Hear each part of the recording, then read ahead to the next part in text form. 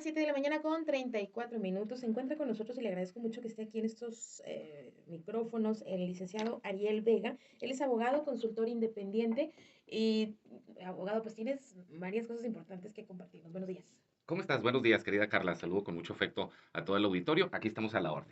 Gracias. Bien, hay un tema que cuando nos sucede, no sabemos cómo actuar y es el tema de las negligencias médicas. Así es. Muchas veces hemos escuchado historias de personas donde no, pues se murió debido a una negligencia médica o le amputaron una parte de su cuerpo debido a una negligencia médica. Y incluso hacemos hasta memes, ¿no? De cómo se comporta el Instituto Sí, Mexicano del Seguro Social, por ejemplo. a Pero manera aquí, de burla, ¿no? a manera de burla, exactamente. Y aquí lo importante es, pues, es cómo saber cómo actuar, qué tenemos que hacer ante una negligencia médica. Y te lo pregunto, abogado, porque el gremio médico es un gremio que se protege muchísimo. Sí, Digo, salvo que ya una situación sea muy mediática, bueno, ya no les queda otra nada más que salir y deslindarse de una persona. Pero mientras no es así, se protegen mucho. Y así es. digo, y no está mal, pero digo, hay que Son también muy nosotros saber qué envidiosos, hacer, sí. ¿no? Así es. Bueno, es un tema que le va a interesar de sobremanera a todas aquellas personas que hayan sido víctimas de la prestación de un servicio médico omiso, irregular, deficiente, defectuoso.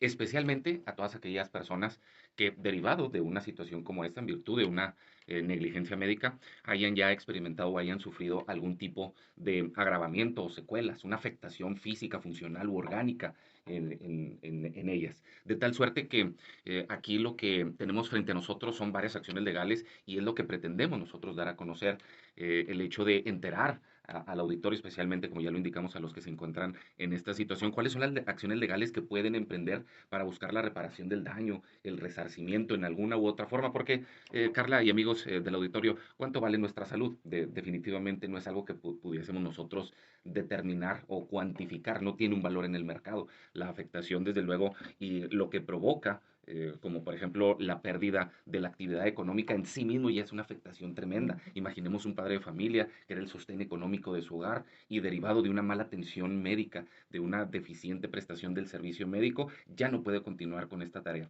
Para terminar incluso de ejemplificar lo que estamos aquí platicando, recuerdo un caso muy representativo que tratamos en el despacho en el sentido de una persona, una mujer, la cual empezó a experimentar en su hogar un desorden metabólico.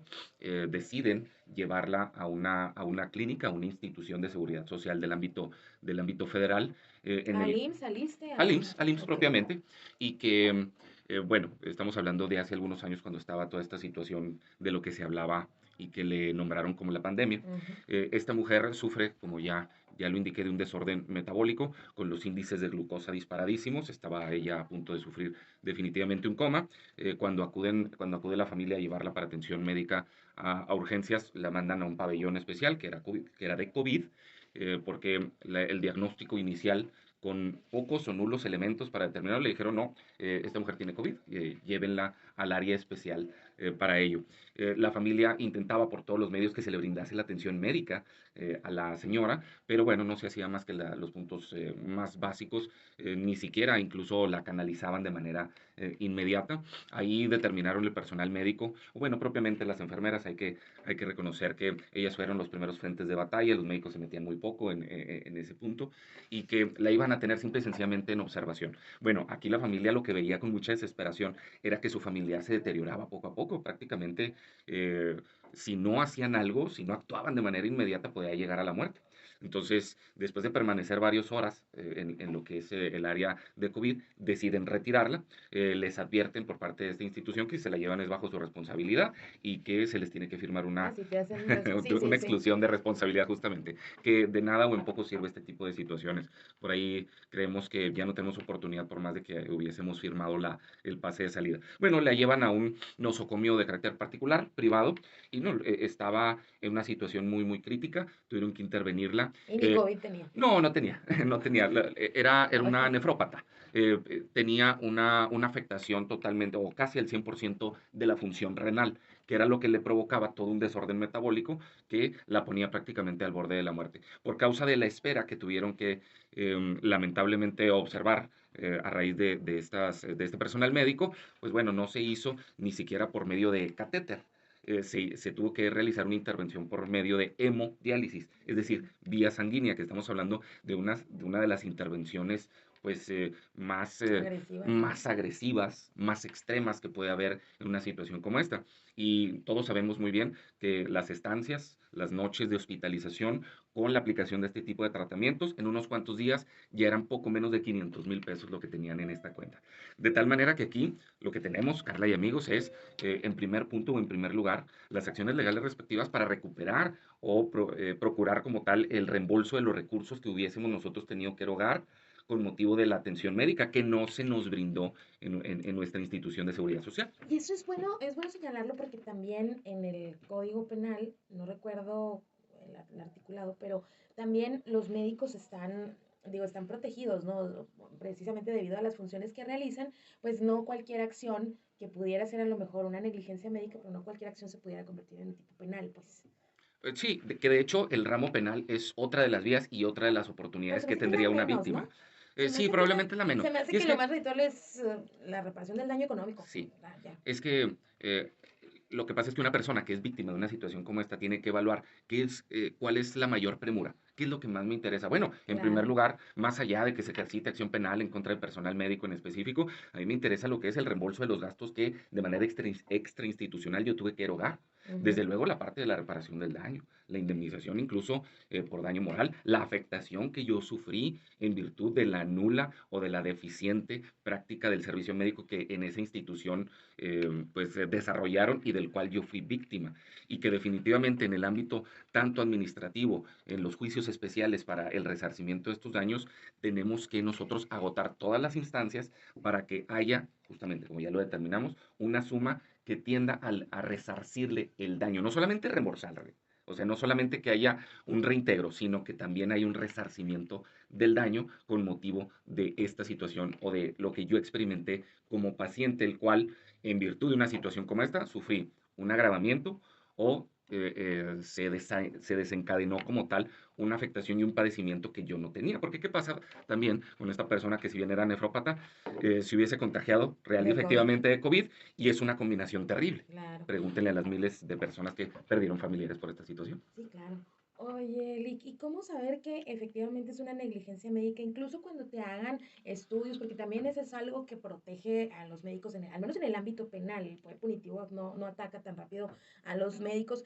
eh, por eso, precisamente, que aunque te hagan todos los estudios y que el médico esté tratando de hacer lo que él considera para mejorar tu salud y que efectivamente pues, no es así, ¿cómo saber cuándo es una negligencia médica y cuándo es pues cuestión de que ya ibas a terminar así, que el médico no puede hacer nada por ti?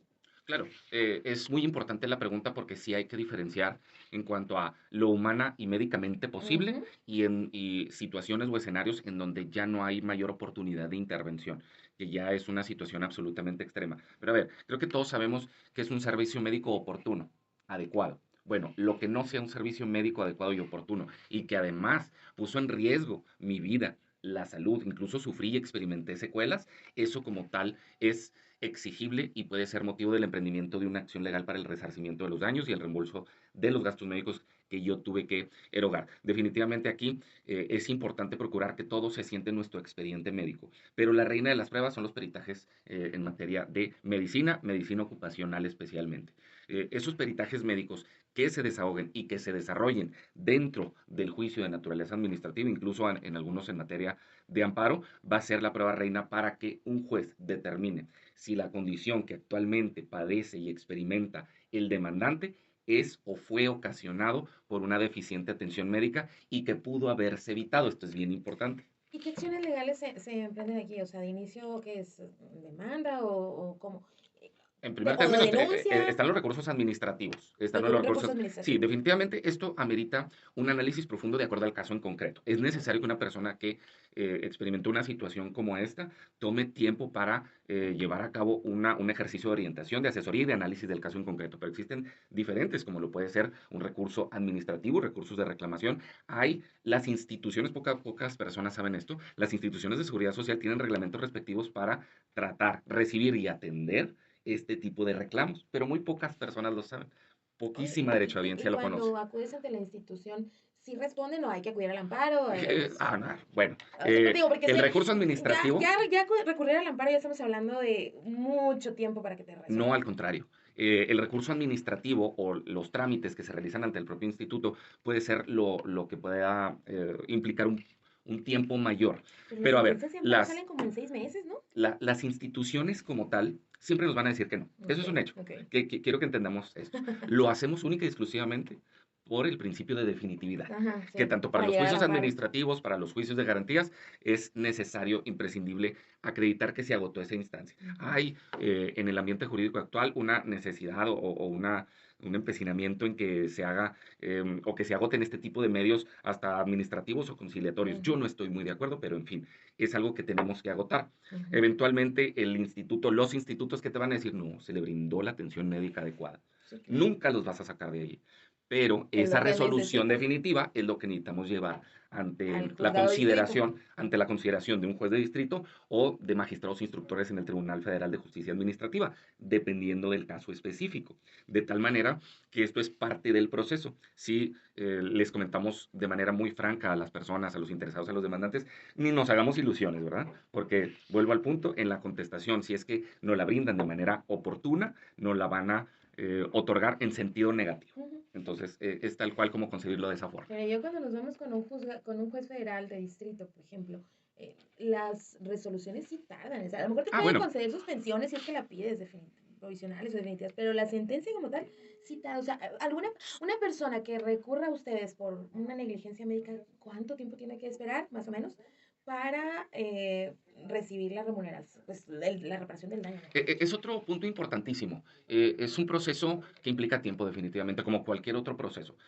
Considero que este tipo de situaciones o de casos es tener extrema paciencia, pero que haciendo bien las cosas, Ujú. impulsando las diferentes acciones legales que tiene a su disposición la persona, como un juicio de responsabilidad patrimonial, es otro de los casos a los que se puede acceder, eventualmente se obtendrán buenos resultados. Como bien lo dices, puede tardar varios meses. No es definitivamente qué más quisiéramos, Carla, que todo se resolviese en 10 días, Ya que todo sé. lo tuviésemos en 15 días. No es algo real. Sería generarle falsas expectativas a la persona. Pero lo que sí es necesario es que en la persona y la familia que experimentó una situación como esto haya valentía, que haya arrojo y que esté dispuesto a llegar hasta las últimas consecuencias para obtener el resarcimiento de los daños. Porque me atrevo a decir que en la gran mayoría de los casos, 98.5 de cada 100 se van a su casa tristes, Sí, desconsolados, claro. ahora teniendo que enfrentar una nueva condición médica y de salud, tratando de ver de dónde van a extraer los recursos para ello,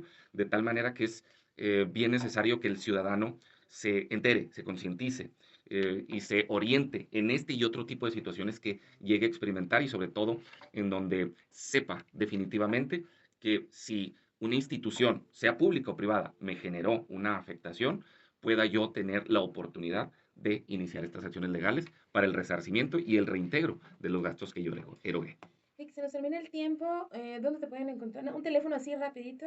Con gusto, también en el correo electrónico licarielvega@outlook.com recibimos ahí con muchísimo gusto sus comentarios, dudas, sugerencias y prácticamente en todas las redes sociales,